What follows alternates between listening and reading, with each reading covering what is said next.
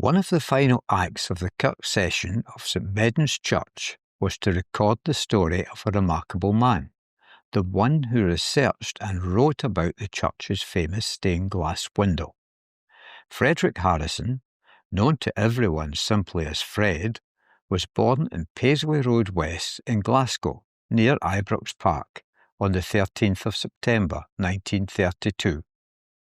When Fred was 7, his family moved to Prestwick, where his father worked in aircraft construction. He served his apprenticeship at P&W McClellan, a Glasgow engineering company, and studied at the Glasgow Technical College, now part of Strathclyde University. Over his career, Fred worked in a variety of engineering roles, eventually becoming a troubleshooter for a hydrology company, travelling across the country to solve problems that others couldn't. In 1956, Fred married Margaret.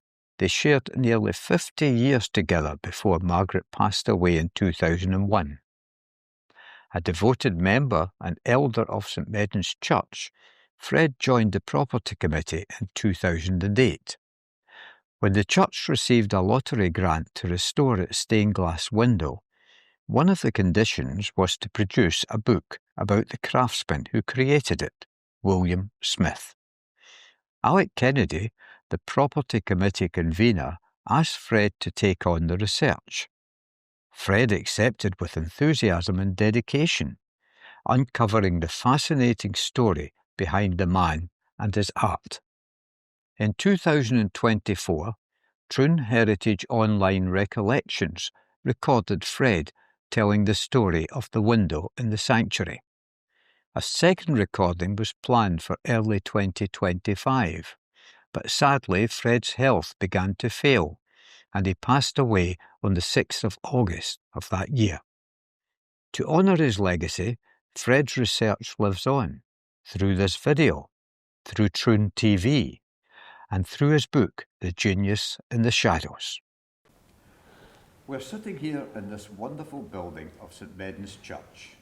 It goes back to 1899. The congregation itself started off down at the harbour in a sail loft. But we're talking about this building today. And of course, I'm with this gentleman, Fred Harrison. Now, Fred has known this church for a long time. Indeed, his mum actually was in the church at one point. Now, today, we've got this magnificent window behind us. But I would like to ask Fred just how it got its reputation as the penny church. The penny church. Well, I worked for in my apprenticeship for an old-fashioned company, so I knew immediately what it was all about. On a Friday, you went up to a window in the counting house and put down your cheque with your number on it, and the clerk banged down a tin with your wages in it. And you took your wages out the tin, checked them, and there was a barrel in the middle of the yard with a hole in the top and a cowl over it, and you put your tin into the barrel. And St Meddan's was having bother getting financed, and the workers down at the shipyard, when they counted the wages from their tin, they threw the odd pennies onto the top of the barrel, and it became known as the penny church. We also have a magnificent window sitting right up behind us. The only people that get the chance to see this window is the minister, the choir, and anybody reading the Bible or saying a prayer. So we would like to talk a little bit about how St Meddan's finished up under the Treasured Places of Scotland in 4th position. It would be tremendous if you could give us the history of this window and, in the process, explain to us how this book came about. Over to you, Fred. Yes, well, in 2011, the Royal Commission for Ancient and Historic Works in Scotland had its centenary, And they thought of a very clever idea. They decided to have a competition, the 100 best places in Scotland. And of course this got people looking about, taking an interest, looking for something that they could put into the competition as a candidate.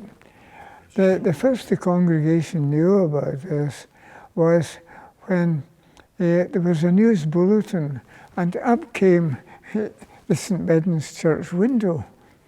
So it turned out that the chief executive of the Royal Commission, a lady called Eva Hamilton, she was in Troon on business, and she had some time to spare, so she walked about looking for places of interest, and she photographed that window, and on her own initiative she entered it in the competition, and as you said, it came in 4th place. So that was the first the people were really aware of the window, because it's difficult to see if you're sitting in the church, your back's to the window, and if you're under the balcony you don't see it at all, and you have to come down to the front of the church and look up over the balcony to get seeing it. Added to that, there was a pew right back against the window which masked the bottom part, the garden part. So that was taken away, and the window was completely restored. The driving force behind that was Eric Kennedy, the convener of the property committee. He and his deputy, Sandy Scott, came down one night in a howling gale and worked well into the night, putting battens of wood behind the glass, because the window was really in a state of collapse. Gosh. So it was saved just in the nick of time. When the pew was removed, it was revealed that there was this beautiful garden with a stream flowing into a lily pond, and being south facing, the sun hits it, and the colours are wonderful. And the window was signed William Smith, 204 Marylebone Road. William Smith was a very interesting man. Now, he worked subcontract for Clayton and Bell. What can you tell us about that, Fred? Well, it took me a long time to get to find out exactly how this happened. William Smith was born in Hartington, the Peak District of Derbyshire, and he, at an early age, he obviously showed a great talent.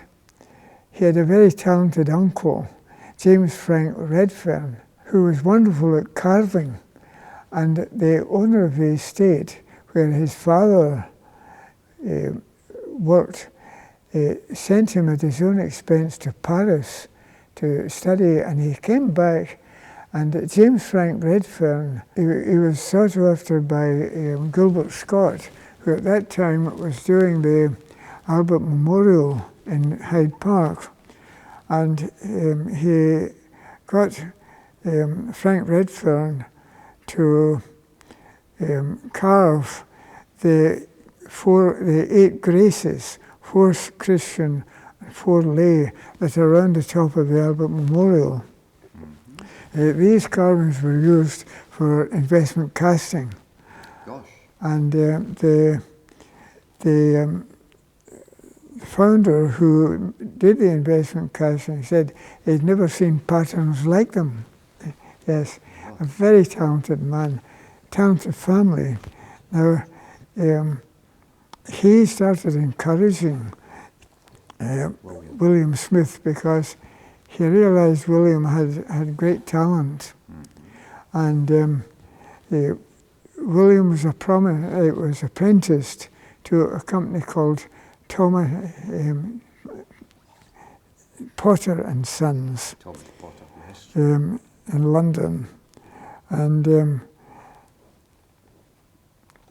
I found out later that the reason that he was apprenticed to them, they were the main contractor to an architect called G.E. Street.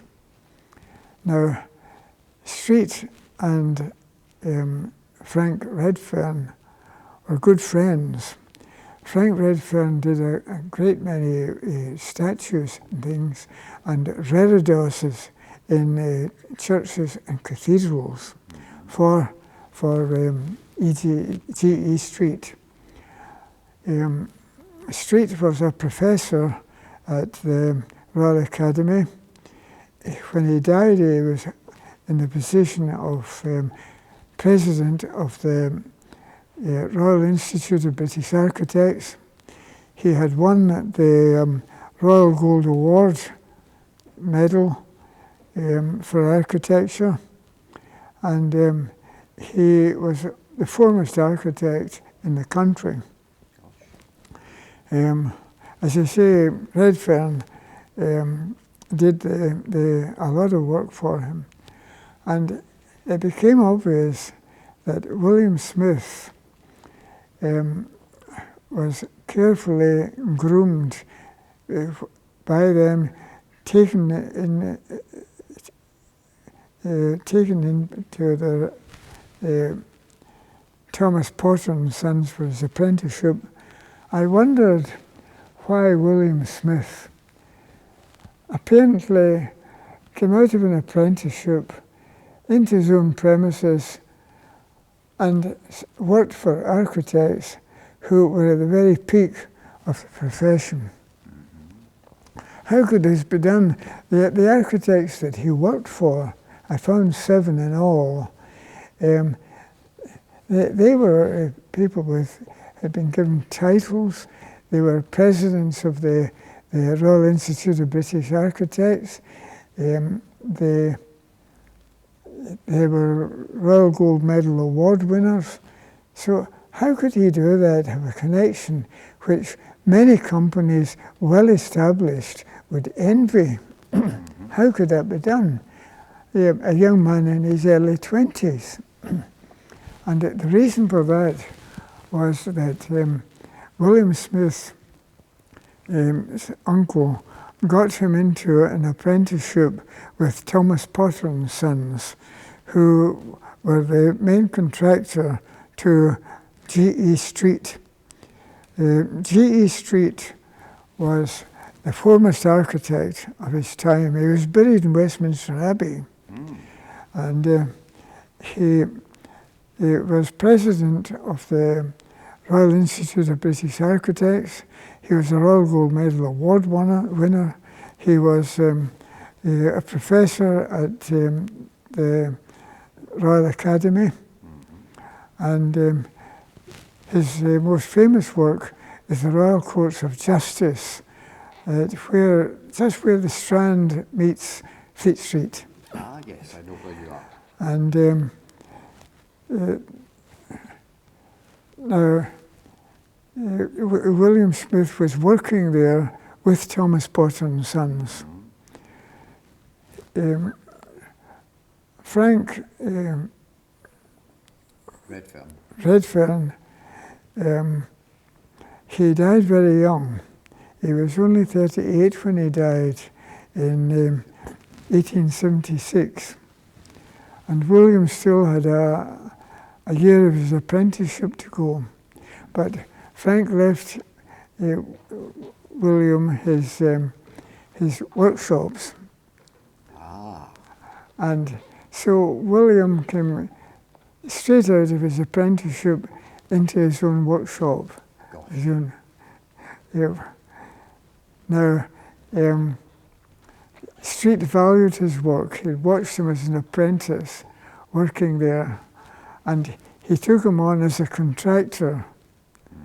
So from an apprentice straight into a contractor's job with the foremost architect of the country. Thomas Potter did all the forged metal, the wrought iron work in the Royal Courts of Justice, which is of a very high standard. Yes. There's a lot of it. And William did all the light fittings. Yes. He was excellent at working with copper sheet. So William was on his way. He worked for an architect called Calcutt, who had a contract with the P&O shipping line for decorating first-class accommodation. And P&O built the ships around shipyards around the country. They didn't have any yard that they particularly used. They used yards. And two ships that Calcutt definitely did the interior decoration for, in the dining room, the libraries, the music room, were built at Gourock. So in William Smith's catalogues, there's photographs of light fittings, and if you examine them carefully, they're aboard ships, passenger ships.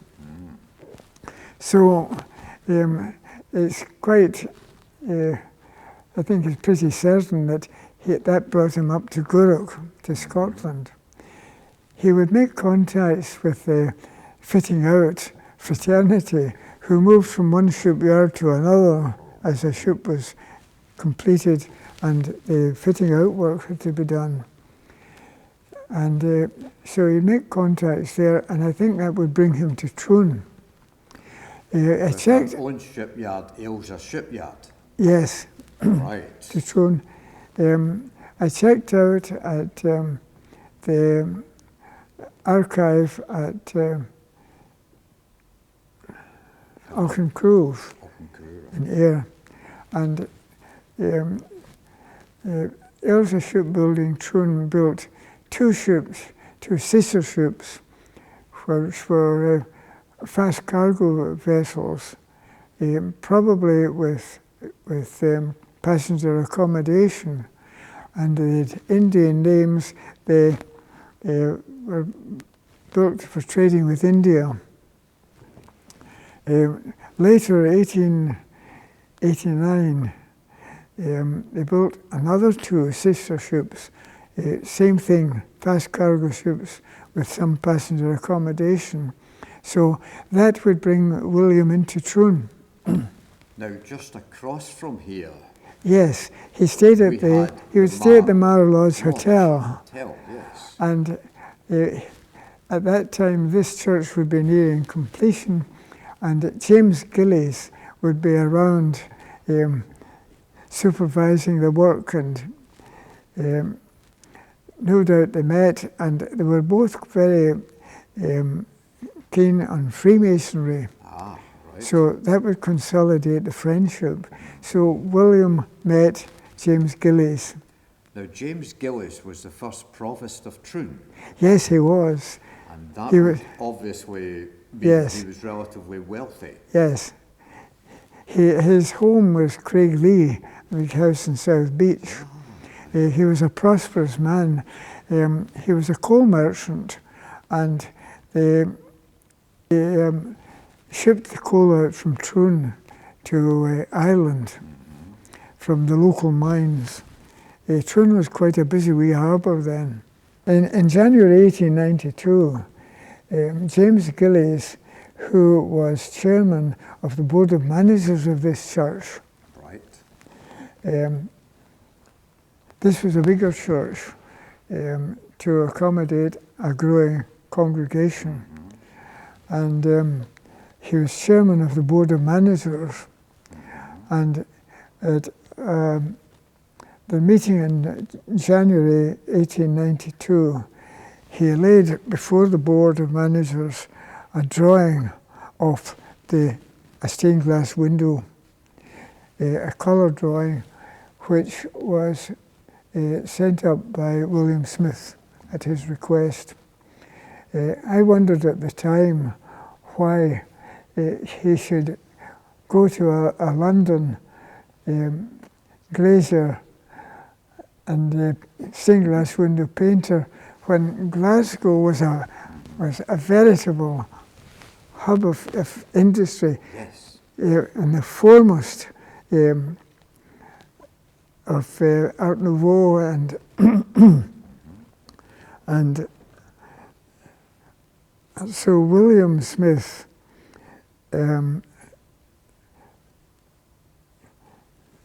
sent a drawing to him of the window. The subject of in the window was Jairus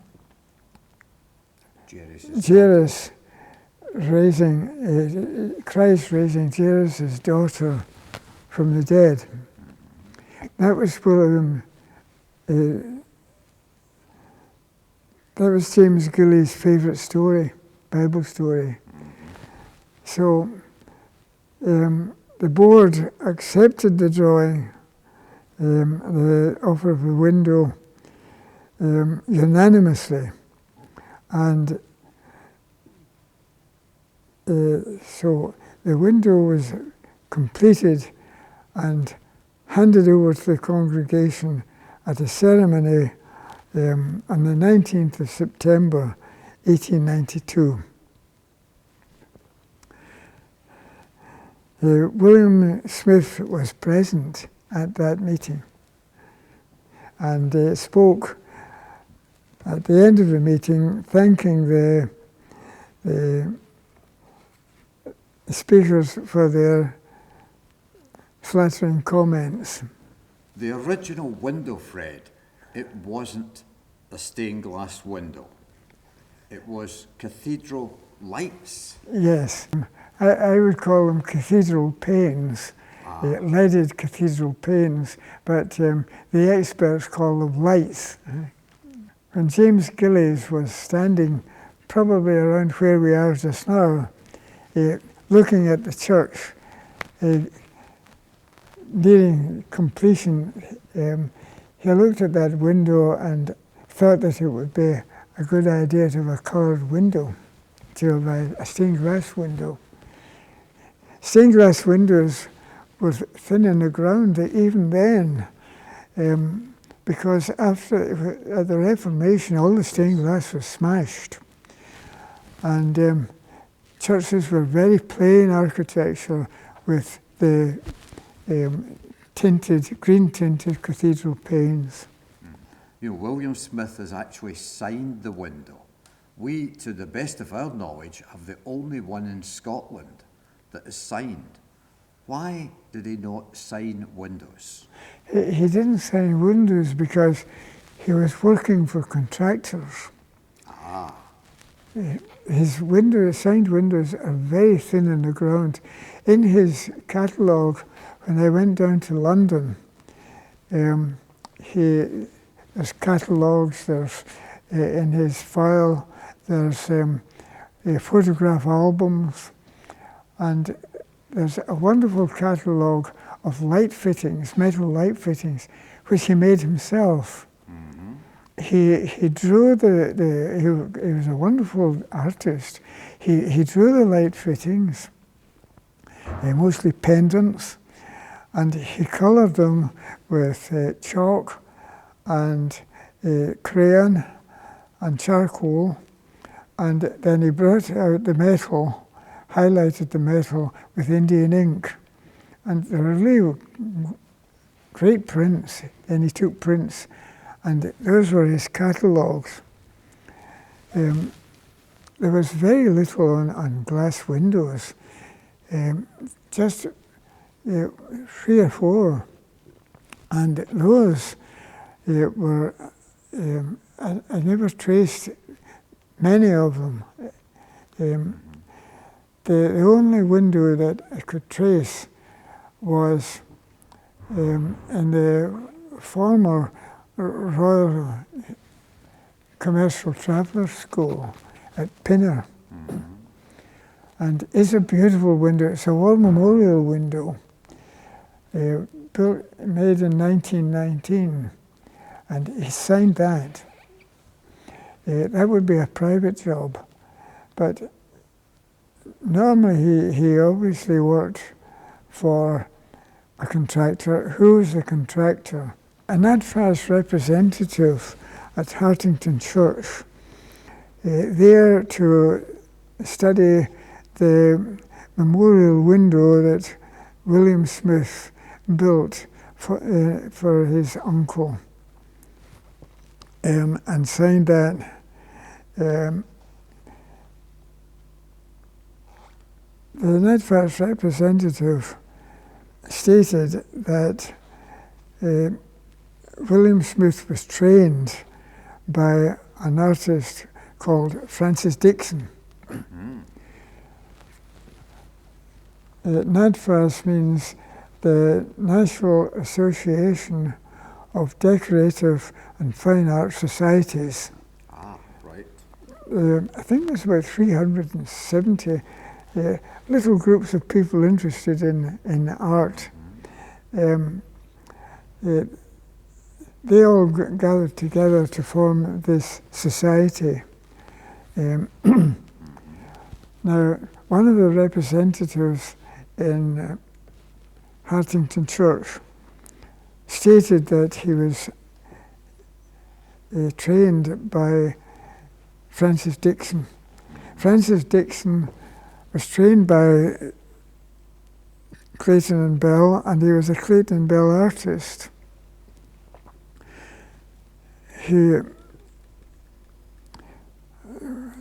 That opened up a whole new question.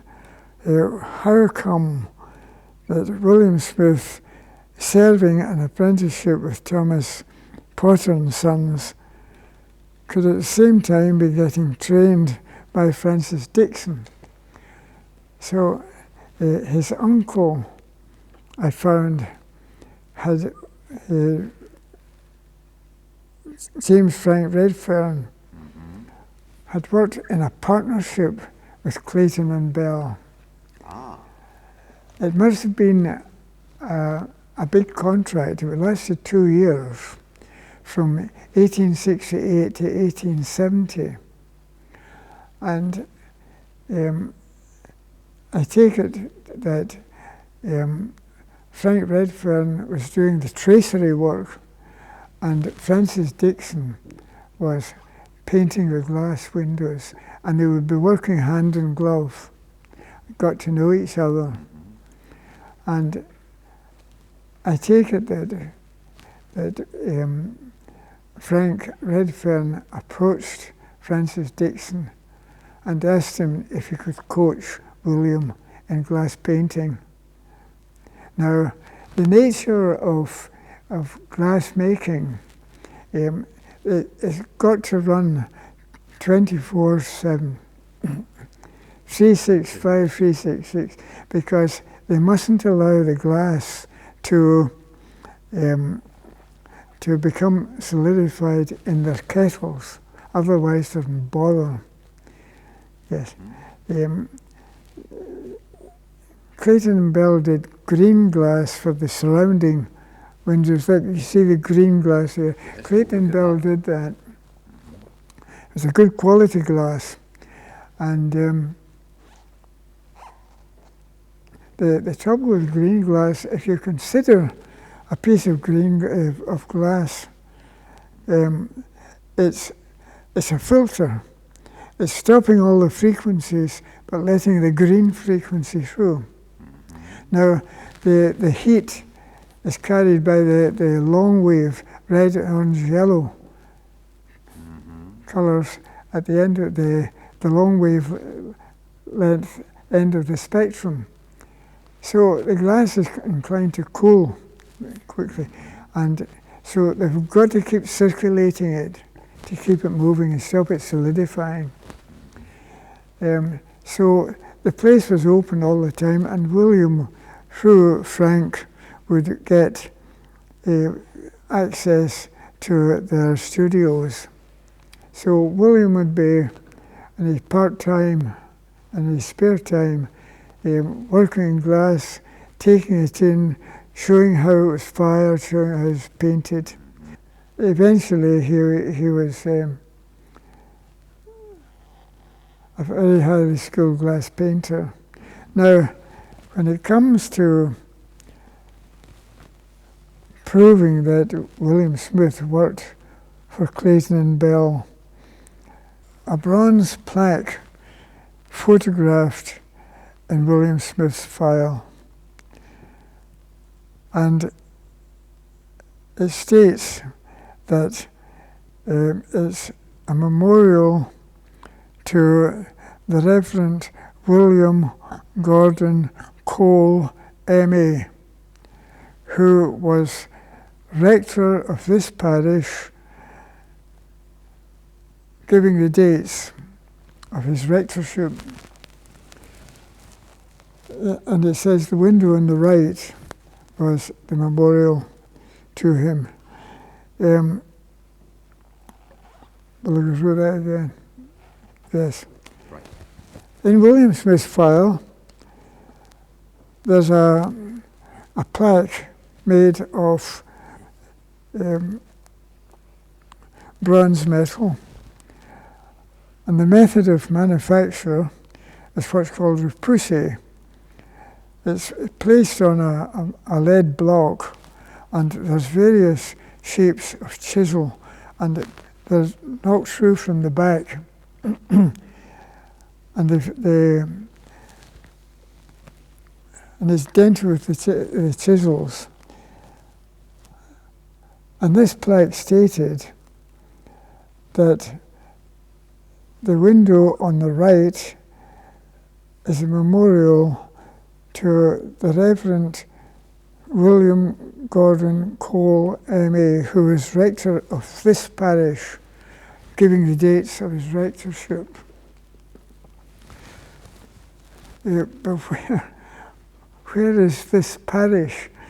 If I could just find out, there's a window painted by William Smith, perhaps with his signature or with the name of the contractor he was working for.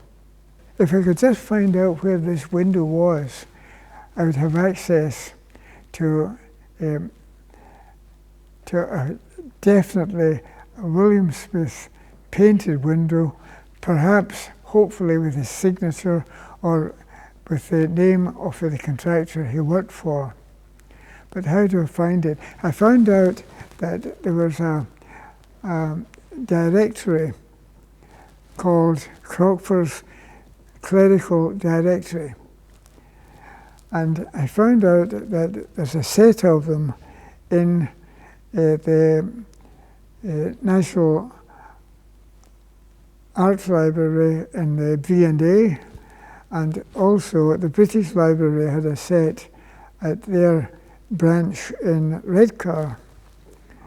And one of the archivists at Redcar said to me, well, it'd be an awful pity for you to have to come down from Ayrshire to Redcar just to do half an hour's research.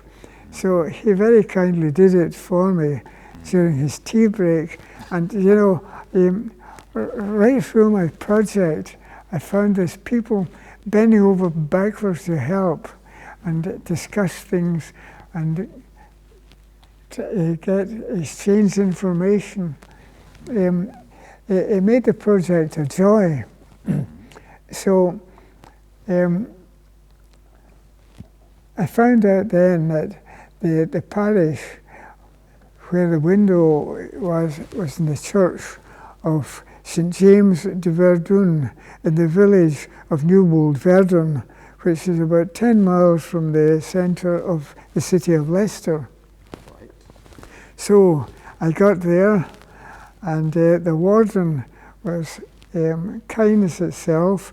He allowed me to stand on a table and touch the window, because it was so wonderfully painted that some of the parts I couldn't believe that they were painted on flat glass.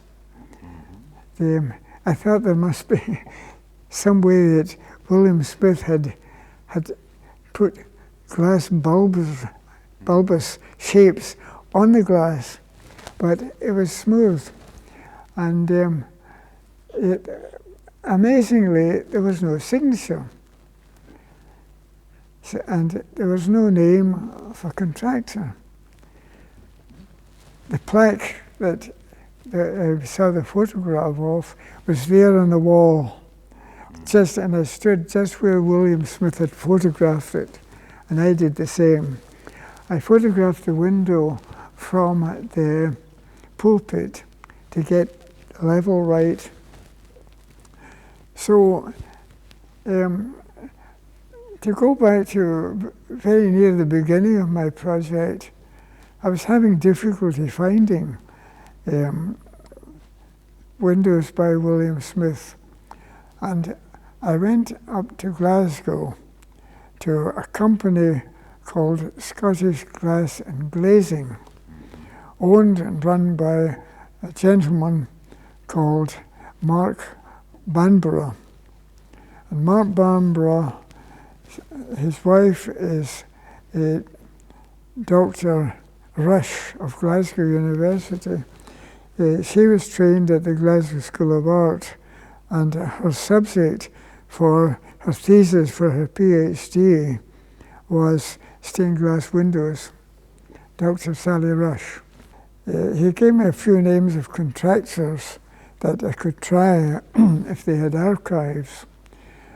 And the last one he mentioned was Clayton and Bell, and we both laughed.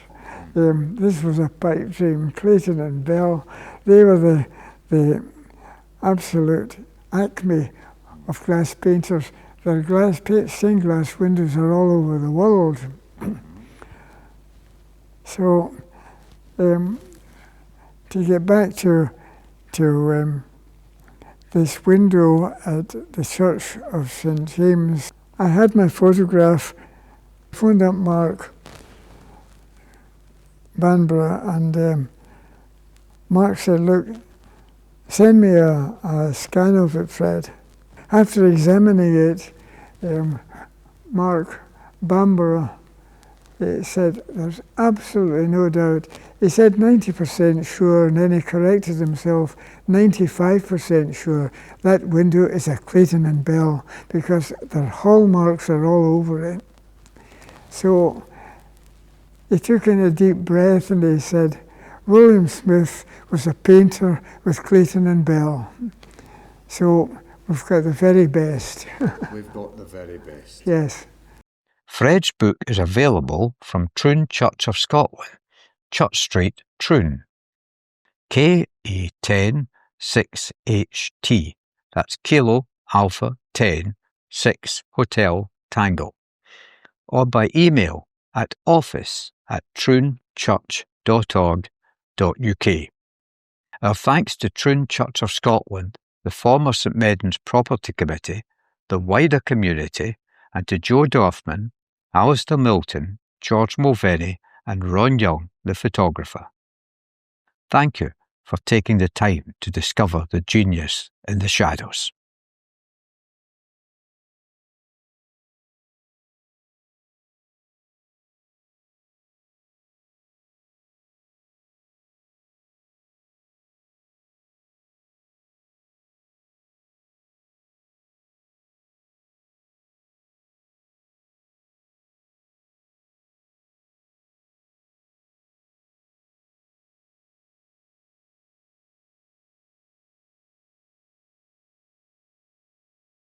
Fred's book is available from Troon Church of Scotland, Church Street, Troon.